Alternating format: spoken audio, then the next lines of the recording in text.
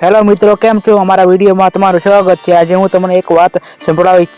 ત્યાંનું શીર્ષક છે દાનો ભગત। શ્રી ઝવેરચંદ મેઘાણી લખેલી સુરઠી સંતો પુસ્તકમાં જે આપેલી છે વાર્તા, તે આજે હું તમને સંભળાવીશ। વાત સાંભળતા પહેલા મારી એક તમને વિનંતી છે કે મારી ચેનલ ગણપત રાઠોડ ઇતિહાસની લાઈક, સબસ્ક્રાઇબ, શેર અને કોમેન્ટ કરવાનું ભૂલતા નહીં। ચાલો વાત શરૂ કરીએ।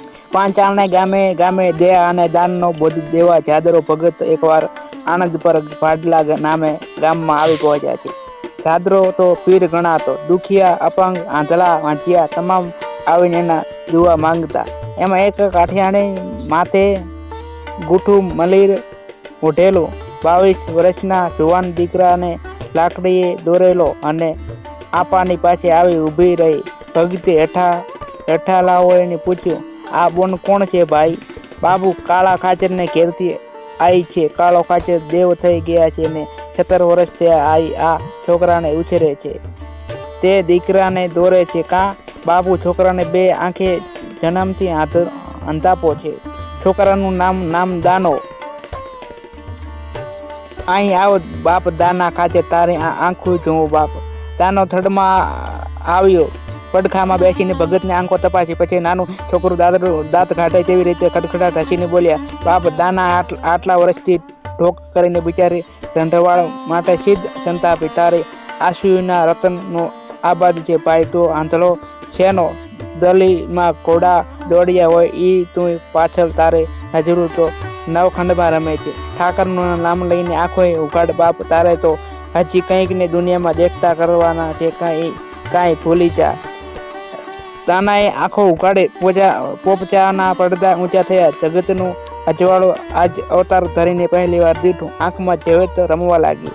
માતા સામે, સગા વહાલા સામે ચારે કોર નજર ફેરવી ત્યાં ભગત બોલ્યા, બાપ ઊંચે ઈશ્વર સામું જોયું। દાનાએ ગગનમાં નજર માંડી, ઈશ્વર પ્રત્યે હાથ જોડ્યા। 22 વર્ષના પરચોબન અને સંસારમાં સુખ માણવાની લાલસા, માની પ્રીતિ, બાપનો ભૂલવો વૈભવ, બધું સમર્પણની કાચલીની માફક પલવારમાં અપંગ ઉપરથી ઉતરી ગયા। દાનાના મુખમંડળ ઉપર ભગવા રંગની ભભક ઉઠી આવી।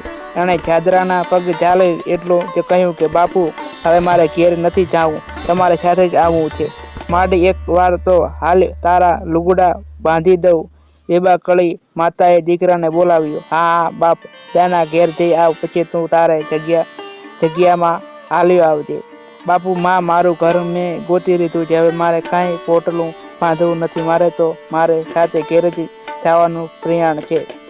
માની આંખમાંથી દળદળ પાણી પડવા માંડ્યા। જાદરા ભગતે માને કહ્યું, ભાઈ આંસુ પાડો જ, કાઠિયાણે થઈને એકાદ શાંતિ જમીનમાં ઢેફા સારું તારો દીકરો ધીંગાણે કામ આવત, એ વખતે તું આંસુ ન પાડોત, અને આજ સંસાર આંખોને જીતવા નીકળનારા દીકરાને અપશુકન સિદ્ધ દઈ રહી છો માં, છાની રે।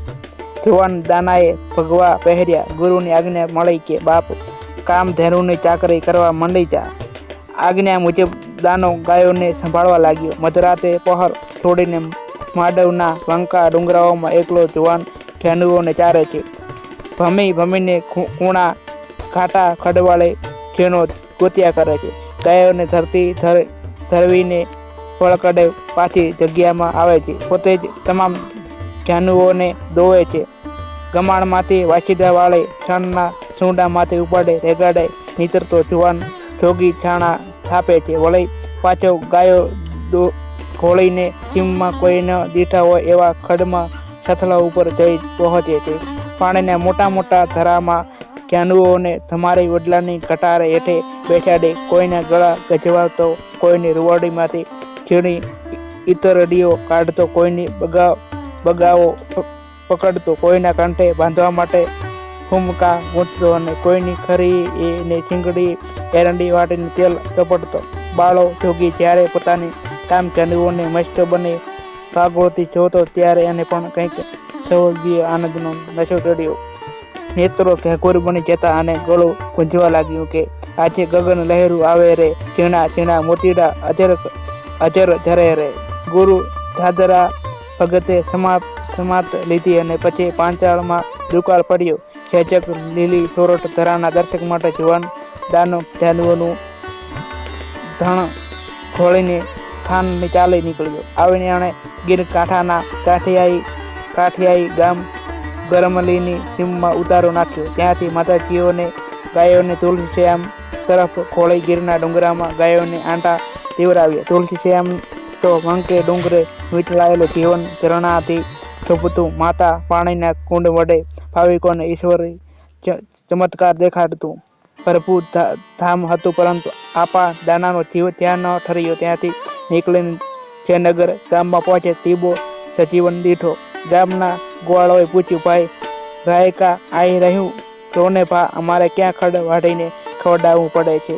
ગોવાળોની હિતપ્રીત દેખીને ભગતનો જીવ ગોઠિયો. ભગત ગાયો ચારવા લાગ્યા.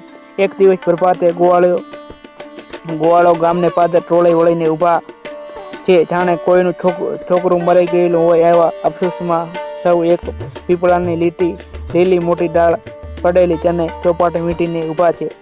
અંદરો અંદર વાતો થાય છે કે કઈ પાપીએ પીપળાની ડાળ કાપી નાખી. માતાજીએ વિશ્રામ લેવાની શીળી છાયડી ખંડિત થઈ ગઈ અને પંખીડાના લીલા બેચણા તૂટ્યા.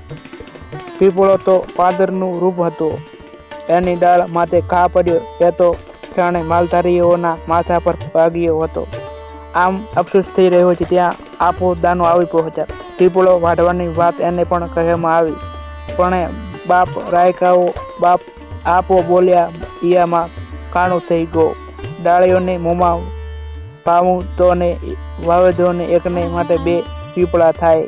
અરે આપા, માલધારીઓ હસવા લાગ્યા. પીપળે વડલો કે આંબો સંતાઈની ડાળ વાવી તો ઉગે પણ કોઈ પીપળાની ડાળ તે પરિવાર ચોટે. ભગત કાના છાટું નો ચોટે. બાપ સંતાય જેમ પીપળાની ડાળે સત ઉગે. ઠાકોરને કરે ઈમાં ભેદ હોવો નહીં, માટે ઠાકરનું નામ લઈને વાવું જો ભા. હાલો ખોદો ખાડો.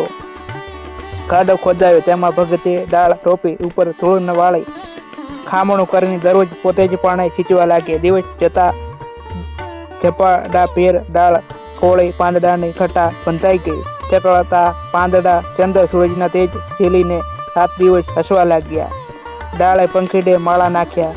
જે નગર છોડ્યું ફરીવાર ગાય ખોરીને ગરમની આવ્યા.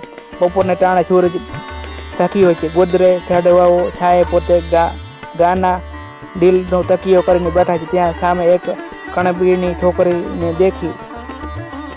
છોકરીએ માથા પર મોસલો ઓઢેલો છે. દાંત ભીંસીને બે હાથે માથું ગજવાળે છે. માથામાં કાળી લાગી હોય તેમ ચીસો પાડે છે. છોકરીથી ક્યાંય રહેવાતું નથી. જુવાન દાનો ઉઠીને એની પાસે ગયો. પૂછ્યું, ભણે બાપ, કેવા સારું રાડિયું પાડી છો? પણ જવાબ આપવાનો સમય છોકરીને નહોતો. એ તો માથું ઢસડતી જ રહી. માથામાં કાણું થયો છે બાપ, મુझे જોવા દો તે. એટલું બોલીને એણે છોકરીના માથા પર કૂંચડી ઉપાડે. ત્યાં તો માથામાંથી દુર્ગંધ નીકળે. આખું માથું ઉંદરડીથી ગદગદી ગયું છે. અંદર જીવાતીય ખદખદે છે. સાસુપુરના રેગાડા ચાલ્યા જાય છે. વાળનું નામ નિશાન પણ નથી રહ્યું. આપા દાનાનું અંતરા નાની દીકરીનું દુઃખ દેખીને ઓગળી ગયું. એને એકે દવા આવડતી ન હતી. દવા વિચારવાની ધીરજ પણ ન રહે એવો કરુણ એને દેખાવ હતો. ઠાકર દીકરીની જાતને આવડો દખ. એટલું બોલીને એણે થોડીનું માથું ઝાલી લીધું.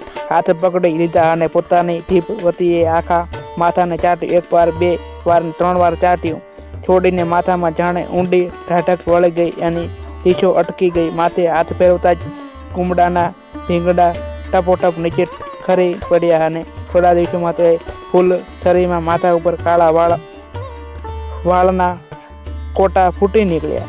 છોડીએ ભગત બાપુના ચટોમાં માથું નાખી દીધું. બાપુના પગ ચાલી લીધા. બાપુના મોં સામે મીટ માંડી રહી. ભગતના નેત્રોમાંથી દયાની અમૃત ધારાઓ વરસી રહે છે. લાંબી સુવાળે લટો વડે શોભતી કણબીની બાળકી ભગતના ખોળામાં પડીને પૂછે છે, હે બાપુ, ઓલી મારા માથાની ઉંદરી ક્યાં ગઈ? બેટા, ઈ તો હું ખાઈ ગયો, એમ કહીને હોળીએ ભગત દાંત કાઢે છે. ગાયોની તો ચાકરી કરી રહ્યો છું, પણ ગરીબ ગુરુબાને સાધુ સંત મારે આગળેથી અન્ન જળ વિના જાય છે. ઠાકર ઈ કેમ સમશે? ભગતે સદાવ્રત કર્યું. દાણાની ટહેલ નાખીને અનાજ ભેળું કરવા માંડ્યું. ગામ લોકોએ દળઈ ભરડીને દેવાનું માથે લીધું. ગરીબ ગુરુબા લુલા પાંગળા, ઘરડા, બુઢા તેમજ મુસાફર સાધુ બાબાઓને દાળ રોટલા આપવા લાગ્યા. એક પણ અન્નનું સુરતાથી ભૂખે પેટે પાછું જતું નથી. આપા દાનાનો રોટલો મુલકમાં ખેતો થવા લાગ્યો. એમાં દુકાળ ફાટી નીકળ્યું. અનાજ અનાજ પોકારતો આખો દેશ હલક્યો. દાના ભગતને દ્વારે રાંધણાનો પાર ન રહ્યો. દાળના મોટા રંગાડા ને રોટલાની 20 તાવડી ચાલવા લાગ્યા. અનાજના ગાડા આવીને આપા દાનાની કોઠીઓમાં ઠાલવાય છે, પણ કોઈને ખબર નથી પડતી કે ક્યાંથી આવે છે ને કોણ મોકલે છે. દેનાર તો ન થાક્યા, પણ દળનાર ભડનાર ગામ લોકો ગળે આવી ગયા. ગામને બહુ ભીસ પડવાની લોકો બોલ્યા કે બાપુ ફક્ત બામણ સાધુને રોટલા આપો, બીજા કોઈને નહીં, નીકર અમે પોગી નહીં શકીએ. અરે ભણે બાપ ઉશિયાળા થઈને આપા દાના બોલ્યા, હવે તમારે ગામને દળવોય નહીં ને ભરડવોય નહીં. લેવા 5 કોરી એના ચોખા લાવો ને ગળ લાવો. આ માતાજીયું મળે છે તે માથે છાંટો દેશું, ઘી દેશું, એટલે તમારો મારો હડચો ખમવો નહીં. ઠીક બાપ. દાળ રોટલો બદલે ગોળ ચોખા ને ઘીનું સદાવ્રત વહેતું થયું. ચોખાના છાલકા બહારથી આવતા થયા. ઠાકરે 5 કોરીના ચોખા ગોળમાં અખૂટ અમી જીધી દીધા. કોઈ દિવસ તૂટ આવી નહીં, કેમ કે ભગતની આસ્થા કદી ડગી નહીં. ગરમીથી ચાલીને એક દિવસ આપા દાનાએ ચલાળા ગામમાં જગ્યા બાંધી ત્યાં પણ ગોળ ચોખાનું અન્નક્ષેત્ર વહેતું કર્યું. પોતાની ગાયો હાંકીને દાનો ભગત ગીરમાં ઝીંઝાવ્યા છે. એક દિવસ કાળે બપોરે ગાયો તદ્દન નપાળિયા મલકમાં ઉતરી. માણસોએ બોકાછા દીધા, બાપુ પાણીની જોગવાઈ આટલામાં ક્યાંય નથી. ભણે લ્યો બાપ, હું મોગલો જઈને પાણીની તપાસ કરા. આટલું બોલીને ભગત આગળ ચાલી નીકળ્યા. ગીરમાં દેવળા નામનું ગામ છે, ત્યાંની સીમમાં આવ્યા. જુએ તો ત્યાં દુકાળની મારી 2-3 હજાર ગાયો દેશાવરથી ગીરમાં જવા ઉતરી પડેલી છે. ખદબદ થતી એટલી ગાયો પાણી વિના ટળવાળે છે, પણ ગામમાં એવો મોટો પિયાનો નથી. ગાયોની શી ગતિ થશે એવા ઉચાટ કરતા ગામ લોકો પાદરમાં ઊભા છે. આટલી ગાયો આપણને ટીબે પાણી વિના પ્રાણ છાણજી તો આપણને ઉજળ થઈ જાશું એવી બીકે ગામની વસ્તી ગાયોના પાંભરડા દેતા ઉશિયાળા મું સામે જોઈ રહી. ત્યાં બૂમ પડી, એ આપો દાનો દેખાય. ભગત આવી પહોંચ્યા. ગામ લોકોએ કહ્યું, બાપુ આમ જુઓ. કા બાપ આ કાણું? બાપુ 9 લાખ ગાયું. ઓહો, 9 લાખ માતાજીયું ભણાય તો આ ગોકુળિયું ભણાય. આ તો નંદજીનો ગામ ગોકુળ. વાહ વાહ, આ તો મોટી જાત્રા ગણાય. ભણે બાપુ 9 લાખ અહીં જ ઠળી પડશે. અહીં પાણી ન મળે. પાણી ન મળે એ તે કે દે હવે. બા માતાજીને પુનિત પ્રતાપે ઠાકર પાણી મોલિયા વિના રે ખરો. ધરતી માતા તો સદાય અમી ફરીને ઢૂંઢ ભણેમાં. એટલું બોલીને ભગતે ચારે બાજુએ નજર કરી અને એણે એક નાનો પોકળો દીધો. એ લયો બાપ, ભણ્યા રહી નદી. આશી તો નકરો પાણી જ ભર્યો છે ને શું? અરે બાપુ, ઈ તો ખોટું ને નેરડું નકરી વેળું. છાત માથે પાણીનો છાંટો ન મળે. ના બાપુ, એમું આવીને આવી વાત જો તમને રોજ સાંભળવી ગમતી હોય તો અત્યારે જ અમારી ચેનલ ગણપત રાઠોડ ઇતિહાસને સબસ્ક્રાઈબ કરો.